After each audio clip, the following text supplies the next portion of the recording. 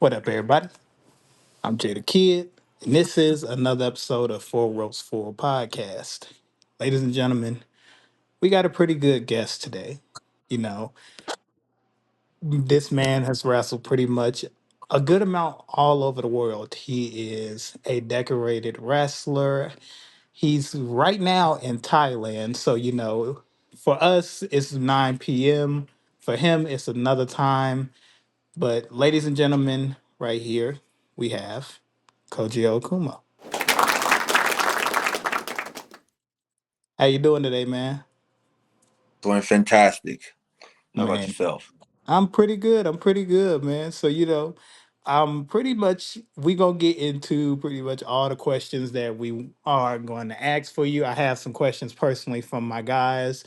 As you guys know, I usually do this podcast with Visionary, LC, and Broke Boy Bray. Again, with the time things and everything like that, we weren't able to do this interview with all of the members, but just because we ain't got all of them, don't mean this interview doesn't go the normal way it goes. We still gonna have 20-minute heat wave. We still gonna ask him pretty much a bunch of other questions, and we're gonna do a little side segment with him. So, without that being said, and without further ado, I want to show you guys a clip just in case if y'all not familiar with Kojio. But after this, tune in.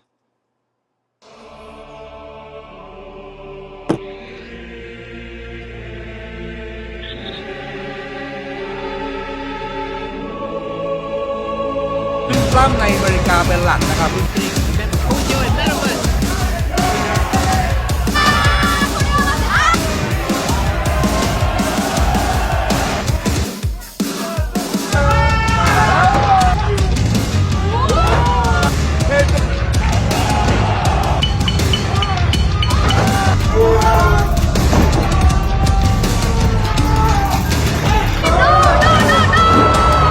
Taking advantage, taking it to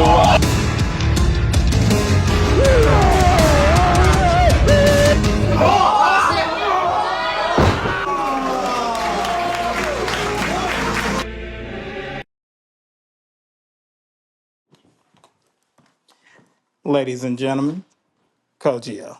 I want to basically talk about your career and everything. Pretty much, how did you get started out with the wrestling business and everything? What made you decide to want to make that your career?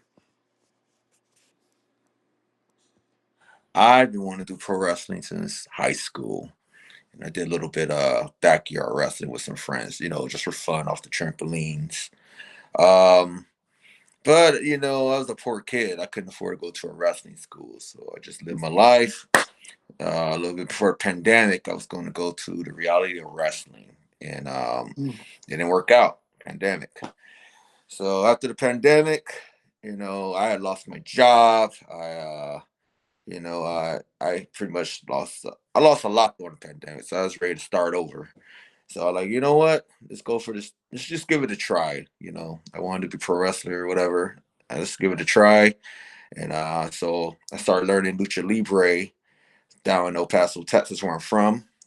And then I was like, I wanted to do more American wrestling. So I went to the Nightmare Factory and I learned from Cody Rhodes and QT Marshall. And from there, just been trucking, just moving along. Of course, of course. And since you brought it up and everything, another question that I got for you is you starting out, with a few, wrestling styles and everything, the lucha libre, like you said. But it seems like you are pretty much like you can do lucha libre pretty well and everything, but it's like your main thing is basically technical wrestling. And I just want to ask, like, what is the most impressive thing about being able to adapt in certain moments to surprise a crowd with exactly how you move? Well, it is because I'm not a small guy. At least in Asia, they consider me a big guy. Mhm. So when I pop out like a Hurricanrana or a standing moonsault, they just go wild over it. Like, oh my god, big guy can do that. So that's I find that exciting because like in Japan, we play. I have to play a certain roles. They call me a monster character. Hmm. So they want me more grappling brawler type. But occasionally, like I got to do something different. So that's when I pop out those moves. Um, Okay, yeah. okay. So yeah. You know, another thing, I want to talk to you about is basically the mask. I'm pretty sure you get this question a lot. You probably don't step outside the house without your mask on without getting this question. But how did you come up with the idea for the mask? Like, what did you want it to represent? Well, you know what? The mask was kind of like an accident. When I first I wanted to be a masked wrestler. As I was starting lucha, right? I wanted to be Mhm. a luchador at first. And we just went through a bunch of masks. I was going to be a baby face, and then my creator, he's from Mexico. He came out with this mask, and I'm like, I didn't really like it. But he's like, oh, just try it on, try it on. I tried it on, and let me get it real quick. Just hold one moment. Let me grab it real quick. Mhm. All right, my bad. Yeah, all Okay, good. All good. so this mask is a remake of my lucha mask. This is the first version of Kojio. Oh, So pretty much it has a lot of the same same things, but of course the mouth is different. This right. is made out all leather. It's different creators. So I wanted to get away from the lucha. So the new designer, he saw my mask and just evolved it. That's all he did. And I honestly, I didn't like it. But you have someone like CJ Campos, he wrestles for now wrestling in Texas. He's like, Sounds oh man, that super. looks dope on you. I'm like, all right. So I just went with it. And it got over. Right. Right. So with you mentioning that you got a chance to train at the Nightmare Factory with Cody Rhodes and QT Marshall and everything, what would you say your experience was being around a guy like Cody Rhodes I haven't really got a chance to see much about QT Marshall and everything, but I did hear that he's a pretty good guy. Well, it was a great experience, be honest, before I went to Nightmare Factory, I didn't really care about Cody Rhodes. I wasn't a fan of Cody Rhodes. All right. Right. I went to the school um purely on recommendation from a couple of wrestlers I know that went there. Mm. Uh, So when I went there, it was very professional. We had personal trainer, nutritionist. Um, we had four rings, so we all got in there and got some good training. Cody Rhodes was there at least twice a week, surprisingly. He did promo classes. He's in the ring with us. QT Marshall, he's pretty much the main coach, and he's a good coach. He's very aggressive. He's an asshole, but he's a good coach. But Okay.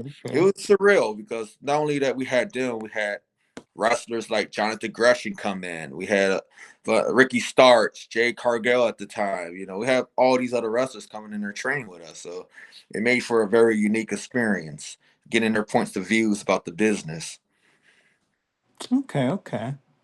And so I got one more question for you before we actually hop into our first segment. Um, I basically want to talk about mm, professional wrestling as a whole. You being a professional wrestler, you actually being out in Thailand right now. Is that correct?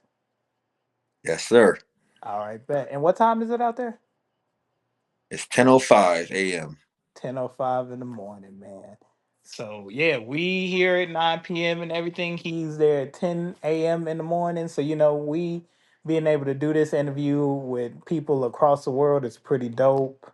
But getting Mhm. back into it, you being a professional wrestler, you seeing the more popularity is rising for professional wrestling, just the feeling of knowing, hey, that everybody's now getting a good recognition, being good at being recognized as a professional wrestler. You can say that and be proud of it. Before it seemed like at a time, if you told people before that you were going to be a professional wrestler, you kind of get that, isn't it fake? Like you don't, like that's what you really want to do type of stuff. And I hate that with a passion because like it's a, in my opinion, it's a personal art. So it's like being able to tell a story of who a person is with their move set, with their attire, with how they persuade the crowd with being either a heel or a face. What do you feel like is something that you're looking forward to in professional wrestling going forward in 2025? Oh, it's kind of weird because my point of view, being on this side of the world, I've been wrestling mostly on, it's Mhm. different. Uh, America, yeah, it's becoming more popularized thanks to the WWE with all the influencers and everything. Right. Here on the side of the world, it's still growing. There's many people that don't know about pro wrestling. There's, you know, it's just people still think it's fake. Over here, ain't that fake? I like Mhm. it ain't fake to me. That shit hurts. So what I'm saying? But Right. Japan, you think it would be very big as we come from America. I thought, oh, this shit, everyone knows about pro wrestling in Japan. Nope, everyone don't know about pro wrestling in Japan. They're like, what's that? So worldwide wise, it has a long way to go, especially in Southeast Asia. I wrestled in the Philippines, Mm. Thailand. Like here in Thailand right now, we're doing daily shows in Pattaya, Thailand. It's brand new to this area. People don't know what pro wrestling is, and we're slowly building a crowd. And I say we do this every day here. It's tough, but um, we're building something here, and people, it's popular for Muay Thai and boxing here, but like pro wrestling starting to pick up here. So it's still a work in progress. So I really like to see the world um, get more into it and respect it more. Respect the people who do it. And yeah, I get tired of hearing that fake stuff. There ain't nothing fake about this. We get hurt. Um, we go out there and put our all into it. In Exactly. America, I'm glad to see where things are going. People becoming more famous. They're getting on TV. Independent wrestlings are getting more acknowledged. Of course. It's yeah, so I really hope that more people from the independents get seen more, get that TV time, not just job. So that's why I really hope. I hope for a better year for pro wrestling everywhere. Okay, okay. I like that, man. These are, it seems like you got a good appreciation for wrestling at whole. So it's just being able, sometimes you see guys get interviewed and you see guys talking everything. They seem like they only do it for fame or something like that, but when you see a true wrestler who talks about it the way that they talk about it and is passionate about it, those the guys that you look at and go, yeah, that guy likes wrestling. That guy loves wrestling. He breathes it. Like this is something that he wants to do, and you can see that he's proud to do that. With a lot of Yeah, guys that I've seen around, they don't seem like that's what they really want to do. It just seems like they're here for a money grab. So it's funny you talk about that. I feel that. I feel that too. Like down here in Pattaya, like we're not getting paid a lot of money to do this here. We're doing it mhm, for passion, and we're out there daily. But it's just some people. Just so I learned when I was at the Nightmare Factory. There's some wrestlers that dare do because they're a baseball player or something like that, or they're just giant and they're just giving opportunities, but they don't give a damn about wrestling. I can't throw names out there, but they're getting the contracts just because of a look or because it's some sport they played, and it's right. kind of unfair because there's a lot of very talented dudes that should be getting those opportunities. And fortunately, as they say, for wrestling, it ain't always fair. So, Exactly. So, getting on to it, we're going to get started with our first segment. So, basically, I'm going to have you blind rank Hall of Famers from 1 to 10. all So, right, all good right, amount of these guys might be WWE, some might be TNA, some might be WCW. But okay, it's your choice from 10 being the least, number 1 being the most. You ready? All right. Hmm. Let's see. We are going to go with Jake the Snake Roberts. Jake the Snake Roberts. I give him a. I give him number 7. Seven. Okay. Okay. Seven. Jake the Snake. Hmm. We are going to go next. We are picking John Bradshaw Layfield. John Brayshaw. Oh shit. All right, all right. I'm giving him a 9. He's not my top. Okay. You know, that's fair. That's fair. You always need a heel in that list, though, for all He's time. good. So we I got to. mean, I just never got into him. I like him with the APA and all, but Hmm. you know, I just could. He's a good heel. Don't Yeah, get me nah, wrong. I couldn't get into him as much. perfectly understandable. That's fair to say. Next we are gonna go with Batista. Batista. I give him number 5. Five. Okay. So far we got Batista at five, we got Jake the Snake at seven, and we got JBL at nine. All right, all Next right. next wrestler we are gonna go with Kurt Angle. Kurt Angle. I Yep. give him number 3. Three. Okay. It's true. It's damn true. Okay. Next we are gonna go with hmm. Let's one that we can throw this off. Kenny Omega.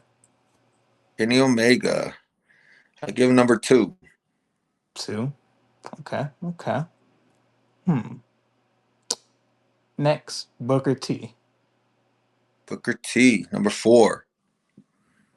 Okay. Stone Cold Steve Austin. Stone Cold Steve Austin. Now that really throws everything off.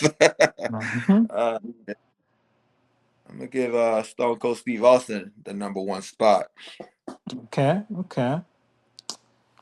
And then now we just got one more. So we are going to do. You would have to put this person at eight, I believe, right? 8 probably. No shit. Damn. Who is it? Adam Copeland, also Yeah. known as the Rated R Superstar. That's not bad. That's not a bad list, though. He would Yeah. definitely Yeah. have Yeah. He definitely would have to be able to be moved. But what I normally do with our interviews and everything, I give you two chances to switch out your list with guys. So you can move Edge up if you wanted to. You can move Bradshaw to 10. You can do You know whatever you what? want. I think I'm gonna keep it where it's at. I think Keep it it. where I it's think at. that. I mean, Okay, I like okay. Edge was cool and all, but honestly, back in the day, I was more into the Hardys. I feel Christian more than Edge. That's just Agree. me. Agree. Nah, I agree with you on the Hardy things. I'm a Jeff Hardy fan. I am probably the first match I ever got a chance to see, but we'll go talk into that later. All right, all But right. we're gonna skip forward and we are gonna get into life of a wrestler, the choices that made you for your career and everything. So I want to get into talking about the struggles of having a busy schedule and everything, being on, traveling a lot, possibly being on the road and everything, experiencing different parts of the world. Does it ever drain you, like knowing that you have all of this stuff going on, or is the thrill of being able to say, "Hey, I'm a professional wrestler," kind of just pushes all of that tiredness and things that you might develop later on as a blessing to most people? You know what? I just feel that I used to be in the military, Mm, and I've been to combat and everything. So for me, I just feel like I'm just going out there living my best life. So I'm doing this, like I said, straight out of passion for fun. This is fun to me, so I don't mind doing the traveling. I hate flying, I hate the long drives and all that, but I don't mm, mind going to new places and then showing who Kojio is, and giving them something new, um, and Yeah, right now, this is probably the most I have wrestled here in Thailand. 6 days a week, 1 day off. So this is the most I have been just hitting it the show every single day. But other than that, shit, I thought before it was hard in Japan with 3 times a week. This is even harder. But this really does take some mental strength to get through at times. You're battered and bruised up, and you just go and do another show. So I now understand what Glacier, he was one of our coaches at the Nightmare Factory. He's talking about this how WCW used to be. They had shows every day. So, Mm. um, but yeah, for me, I look at it as like, wow, this is something I can talk about in the future, something I can feel good. Because without this, without what I'm doing pro wrestling right now, I probably wouldn't been in Japan. I probably wouldn't be in Philippines doing the wrestling. I mean, I've been in the Philippines, but I mean, I never done the wrestling thing. I'm doing. It allowed me to do some other traveling, other places. So it's giving me opportunities where I probably would never have gotten before. So I just and I mean I hate the grind at times, but I also enjoy what the reactions of people and all the good vibes. Right. Of course, of course. So, getting on to another topic. Basically, I want to bring it back to the gear and everything. Some of probably the dopest independent wrestler gears that I've seen personally. Um, what would you say is the most asked about question about your attire? Well, when the logo, they like to talk about some Batman, So Hmm. inspiration for the my vest I wear is from Red Hood, Hmm. right? So you know, I don't know if you're into the comic books and all that, Oh, I but love Ray Hood. One of my favorite okay. Robins. So that's what the colors, the red and the black, and Hmm. logo. This sort of Batman. That's what my designer came up with the for the logo. I felt logo is markable. Stickers. You can put it on something. It makes it recognizable for the character. I feel logos are important. I used to be a graphic designer. A Mm. big logo, red. It's easy to see. So other than that, I'm a comic book guy, like I said, and I like anime. So we came up with and there's a lot of details in there, like the symbiote for Venom. I was a Hmm. Venom guy before the movies and shit. So, um, it, the mask is just the mask is just what the designers came up. We ended up liking it. I was wearing some leather like pants. Like I said, the original look was like a red hood, and then it evolved to different looks over time. Right, right. So, a question that I normally ask during the start of the podcast, which I can't believe I forgot, is where do you basically feel like is the best part, like the best moments of the match? Like, do you say like the tie up during the start of the match gets the most like basically starts how the match goes and everything, or is it basically a secret to like how you guys get ready to start wrestling? Because it just, you guys come in as professional wrestlers with so much stamina and everything. Coming down to the ring, it might usually tire some guys up because they are basically trying to get the crowd hyped and get, the entire attention set on this matchup. So would you say that you have the most time like directing how the match is gonna go during the start of the match, in the middle of the match, or is it basically from the moment you guys tie up, y'all are pretty much in control of how this match is gonna go? Oh man, I tell you what, I think it really starts at the intro for me. And Mm.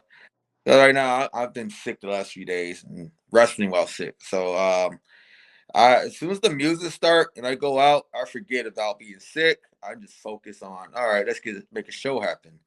Um, right now we do a lot of calling in the ring, so it's not so much choreographed. So I feel good with that because I like all right, just do what I want to do. So So once the lockup happens, first move, we're good to go. And me, I'm a heel, so I'm always excited for my heat. When we Mhm. get to the cutoff, I'm ready to beat this dude's ass. So that's the best part. That's where I really feel like I'm on top. All right, I'm on top of this. I'm whooping his ass now. So, um, but yeah, I think mainly it's the intro for most wrestlers. Once they get that intro, they kind of get what's the butterflies leaving the belly and all that stuff. They're ready to go. But some people, it's the lockup. As soon as you lock up, whatever distractions you had are gone, and you just really focus on the match. Of course, of course. So I got a few more questions before we get into our final segment and everything. A question that normally Visionary or my guys Bray or Chris have. This is basically they segment to where they basically would start asking you that. But I'm asking them, I believe Aaron normally usually asks is who are your top three favorite wrestlers of all time? All right, that's not too hard. And of course, there's Rey Mysterio. Shout out to Um, Ray. there's The Rock. He's actually The Rock and Austin that got me to watching pro wrestling. Hmm. Um, and there's it's kind of a tie. I would say The Fiend is where I get inspiration for the nightmarish characters, and of course Kane. But that's extra. But they kind of tie in the same spot, because they both Yeah. will captivate watching too. Yeah, no, you can put them in the same category. I'll take that one as an honorable mention. Still a good pick though, whether you swap either one out, honestly. Yeah. Um mm, Brajan probably would ask, what's the most simplest move as a wrestler that you could have in your arsenal but it looks effective? Well, simplest move in Arsenal. All right. Pretty much the German suplex. Mm, But then I take that back. Everyone can't do that simple. But for me, that's one of the simplest moves to do, and it looks devastating. right. And it just like depending on the weight of the wrestler that you're giving the suplex to, if it's a smaller guy, it's gonna look like you basically killed him. A bigger guy Yes. and everything, like it's gonna look like you like tried to put his head through the mat. So Yeah. I can see that being one of the finishes was I mean a move that you're like, this is easy to do, but everybody in the crowd think that this guy is dead on the mat now. Mm-hmm. Okay, okay, I like that. And then another question that my boy Visionary always asks. Would you rather say you were a WWE wrestler? Would you rather have these two moments? One of these two moments, I'm sorry. Would you rather end Undertaker streak or would you rather retire Shawn Michaels at Mania? Uh, I rather I rather end Undertaker's streak. I feel Hmm. that's to me he's more of an iconic legend, and to to be the one to end it, is I feel is a bigger deal than Shawn Michaels. I mean, Hmm. status wise, Undertaker is more known than Shawn Michaels. Correct. So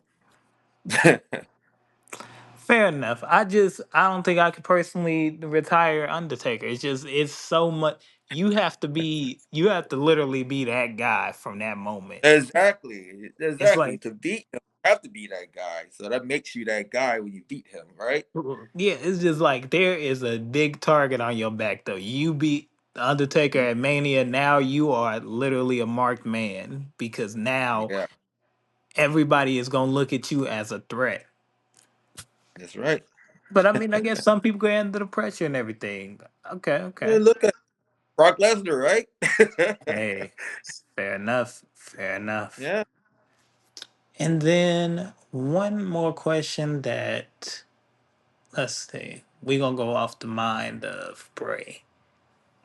When it comes to your choice of or like your entrance music and everything, what would you say is the most difficult part about that? Like, is it like you basically have to find the write music that fits like who you are as a character? Or are you like what's the choice? What's the way of choosing choosing your music as a professional wrestler? Like I said, I was a comic book fan, anime person. So when I think of music, usually some of the anime villains have some of the dopest music, songs and stuff. I one of my first songs I used is a remake of Broly from the Broly movie, Dragon Ball. Hmm. So so it's just like, oh, I feel this vibe. I feel powerful. So that was my first one. And then like my current is like a remake of Frieza's. Uh Frieza's one of my favorite villains. So it's like a remake. No one really recognizes this. I don't know. They're just not Dragon Ball fans or whatever, but so it's slow, it's evil like, and it's just like, and it has a good beat to it. So it's just all right. This works. I feel this, and as I walk out with the pace, it works. There's certain spots in the music where I would just shock people with a little scare. It just you're like, all right, this is right for me. So I really presentation, what Cody said, like the entrance, that has to matter. So you got to find something that works for you, and that's pretty much what it is. My intro is, people aren't going to forget my intro, not just because of the music, just because how I react to the music too. All right. Okay. Okay. I like that. I like that. So now this is where we get into our 20-minute heat wave. So basically, I'm going to have 20 minutes worth of questions for you, and I'm put you in the hot seat. Some of them might have to do a wrestling, some of them might not. Some of them might just be to see if I like you as a person, man. But you're a heel, so I'm not supposed to. So let's see if you can give me some heelish answers. All Oh, you right. want some Hilly? Okay. Okay, okay. Let's get started. 20 minutes on the clock. So I'm asked, what's the mustiest wrestler you done faced? Oh, I can't remember his name, to be honest with you. You see. But can remember. What is that? Lucha Rat or something? Damn, I can't remember his name. I Okay, wrestled so you know. many people. Hey, But I'm gonna give he's, you I'm gonna give you the credit just because you were gonna act you was gonna answer that question honestly. I'm gonna give you credit for that. I'm gonna let you pass out this question. Uh so um hmm milk cereal or cereal milk? uh, cereal milk. Okay. So you're not too bad of a person. You're not a monster that bad. You're not too It's much kind of a of weird. monster. I got to cereal him for the milking. I don't know how the opposite work. I keep telling people if I see somebody pour milk first and then measure the cereal into the milk, jail time. I'm calling the police, gang. I can't do it. I can't do it at all. If you were to basically start a faction of five guys, including yourself, so if you could pick the other four guys in your faction, past to present, who would you pick? Praz the peasant. All right. Faction. I like the group of monsters, so let's get some. Let's get the Brothers of Destruction. Let's get Okay. the Fiend. Let's get the Mm. what's his name? Can't remember his name right now. Shit. Let's see. Let's get Randy Orton in there. Mm. And let's see. I can't remember his name. He wore like a bone outfit in WCW. La Parker? Not Look Parker. He fought Glacier a lot. Oh. Hmm. Name. Uh, Hmm. damn. He does the bang stuff like DDP. What's his name? Shit. Ah, man. I know K. exactly what you're Starts with talking about. Canyon. Chris Canyon. Ah, Chris okay, Canyon okay, okay. is hit that crazy character. Okay, okay. Hmm. That's fine, right? Yep. Hmm. All right. Okay, okay. Um, hmm. If you had the chance to Which one do you think is more important? Winning the Royal Rumble or winning the Money in the Bank? Winning the Royal Rumble. Well, because that's a guaranteed spot at the WrestleMania. But Money in the Bank, though, you got a championship match at any point. So you could And cash in on the Mania after it's over with. You could really have a real main event of Mania. that's true, but it seems like so many people be losing that freaking suitcase too. So it sounds like it's risky with that suitcase. But Yeah, it is you're 50 right. 50. I give you that. I give you that. Yeah. Because how many Otis people had losing lost it. someone else? Like, all right, I don't want that chance. You know what? I give you that. I give you that. That's a deadlock on to Mania. You are guaranteed a main event. You ain't really Hmm. capable of a main. I give you that. That's good. That's good. Hmm. If Yeah. you could have one match with any wrestler in the world right now, who do you feel like your wrestling style would be perfect against? Oh shit, that's a hard one because like shit. If I could go full out myself, uh, let's see. That's a hard question. I never thought about that. Hmm. Uh, let me think. Let me think. Shit. Oh man. Hey man, I told you I got some good questions. Good person I can wrestle against. You know, I gotta think what's going on right now. You got me brain farting and shit right now. Hey man, we got nothing but time. You got 15 full minutes. You know what? Swerve Scotland, Hmm. Strickland, Strickland. I've been I like his style, I like his attitude. I like what he can do, and I feel like he'd be a very good challenge to my full ability.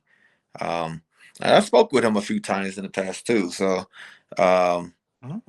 I just Okay. that's I take some inspiration from him too. It's like how he works in the ring. Right. So yeah, I definitely would want Swerve for sure. Okay. Okay. Hmm. Going forward with these questions and everything, if there was one or two wrestlers that you would trade places with, who would it be? And by that I mean, say you could take either the charisma or the stamina or the strength of any of those guys. What two guys would you swap that certain attribute with? Charisma wise, I mean, can't go wrong with The Rock.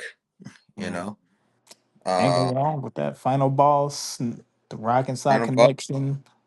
just how he can talk. Right. He has that.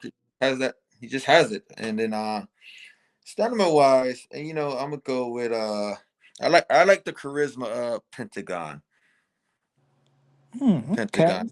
They move. He has the energy. I don't know. He's always on point.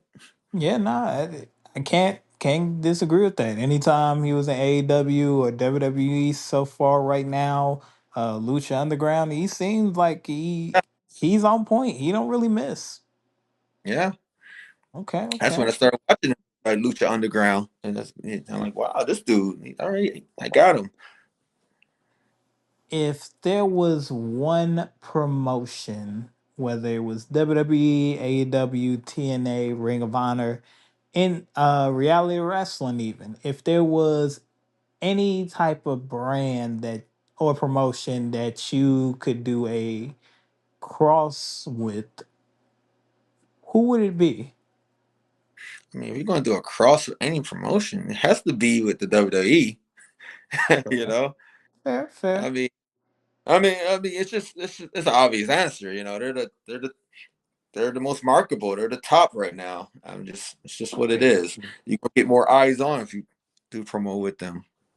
Yeah. Okay. Okay. Well, the only reason It's why I close say that. second, going off fan base. Second wise, I'll Mhm. probably go with TNA. I watch more TNA than AEW. That's just me. Hey, I mean, I'm not too much of an AEW guy myself. I do watch the product and everything, but if I did have to Yeah. say I'm a mainly WWE guy, but I just Mhm. and personally, we as a group, when doing these interviews, we didn't watch too much independent wrestling together. Yeah. We actually got into independent wrestling 2021. So, the last 3 years we just been thinking about the way of interviewing certain guys and being able to see their opinions through their lens of the wrestling part of it.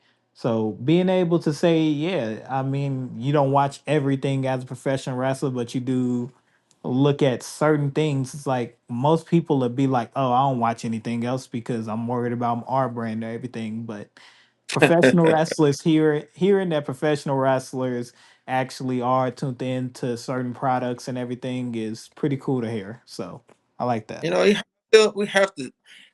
Every product offers something a little bit different. There's WWE. It's more storyline. It's more drama.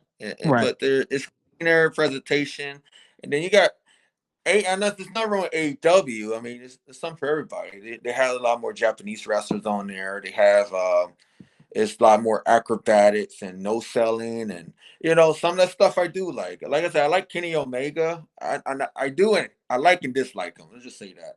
But I think he's a great dude. I met him in person. I think he's a great dude. He has great wrestling ability.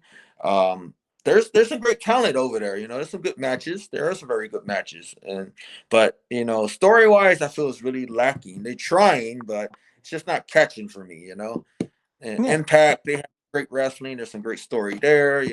I try to watch a little bit of everything. I might see something new. I'm like, wow, I like that. So you have Right. to be more open, especially as a wrestler. You can always learn something new or a new way of doing something too. So I watch to enjoy and learn at the same time.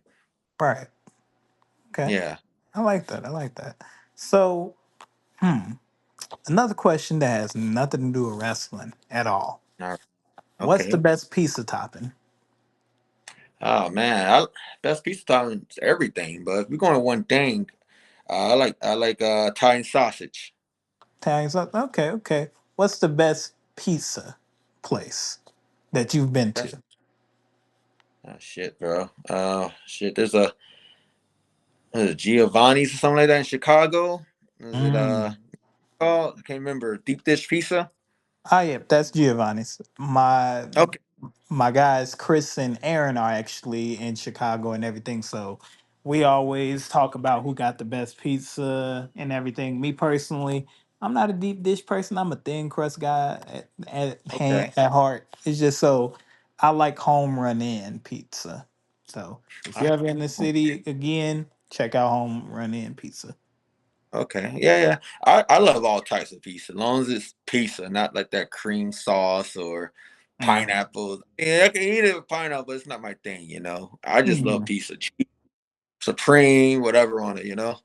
Okay, okay, okay. Yeah. Up on those Ninja Turtles. Man. Hmm. Getting into Ninja Turtles and everything, actually, hmm. What is the best cartoon of all time? Best cartoon all the time. Shit. Mhm. I'm a little older dude, so for me, like there was Ninja Turtles, but I really enjoyed like the X-Men animated series in Mm. combination with the Spider-Man. You know, Okay, that was my CW. I used to watch. Okay, okay. See, me personally, I'd have to say Teen Titans, but I can Uh, understand why X Men would be a good one. It. what Titans we talking about? Oh no, not the Teen Titans Go stuff. I'm talking about the original Teen Titans. Okay, okay, The season one, original. season two, but not season three, right? Yeah, nah, none of that other stuff. It's like me and my cousin used to watch that all the time, so it's just I got a good connection with that show, and it was a good looking cartoon for its time. It's like it's definitely probably one of the most underrated Cartoon Network shows of all time to me personally. Yeah, that's good. I didn't watch it when it first came. I watched it probably like a couple years ago. The Mhm. third season was weak to me. So Fair, fair. I say the same thing about a few other shows and everything too, but you know, like what? um, me personally, I always was 50-50 on Justice League just because it felt like everybody, like every person or every like production company that DC let use the superheroes for the Justice League stuff, it just always seemed like either somebody was too OP or somebody wasn't taken as serious with them. Because most Yeah. times it would be like Wonder Woman wasn't taken as serious, Flash wasn't taken as serious, Green Lantern was 50-50. So it's just like Mm-hmm. I could never really get into like Justice League cartoons and stuff, except for when I got a chance to look at Young Justice. The Young Okay. Justice League and everything was that side of it and everything really got me into it. So that's actually where I got started into watching Teen Titans. So Okay. I came from that. Oh, you know what? You're right. Teen Titans. Okay, I got. I was thinking, Young Justice. Yeah, you're right. I Okay. okay. What does your music? What are your favorite genres of music? I listen to a lot of hip hop. I listen to some R&B here and there, but mainly hip hop. Um, when I'm in the gym, I do listen to some rock music here and there, like old school rock, but mostly hip hop rap. Okay, okay. Hmm. If you could pick, sticking with the music also, by the way, if you could pick three guys to do, if you decided to switch it up ever, if you needed new entrance music, who are three guys that you would pick to do your music for you? Oh shit, three guys. Let me think.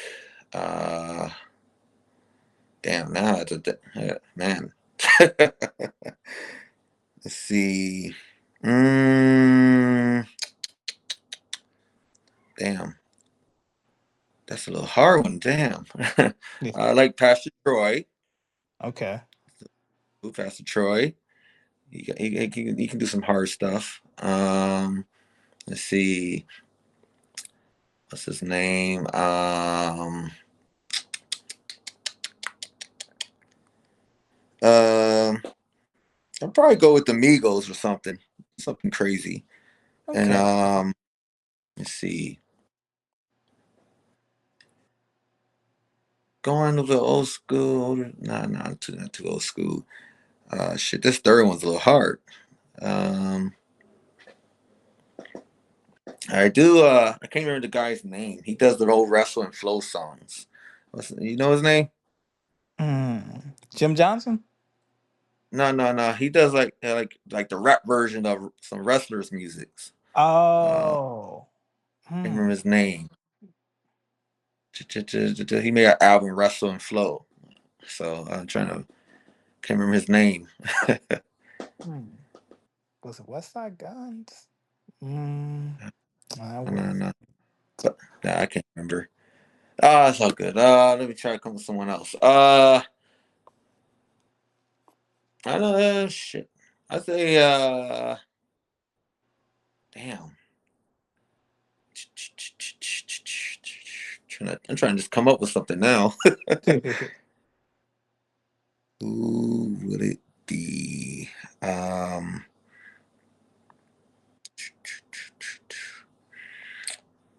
let's go with let's go with damn, I just went blank. I want to look at my list right now, but I'll be messing up the camera. Yay, man, Okay. you are good. Yeah, I can't think of that third one. Jeez. Let's just go with Dr. Dre or something. Dr. Dre, okay. He definitely can make a fire beat for your music and everything. So nah, that's a good one. You That's know a what? good one. Better yet, Timberland. I like Timberland.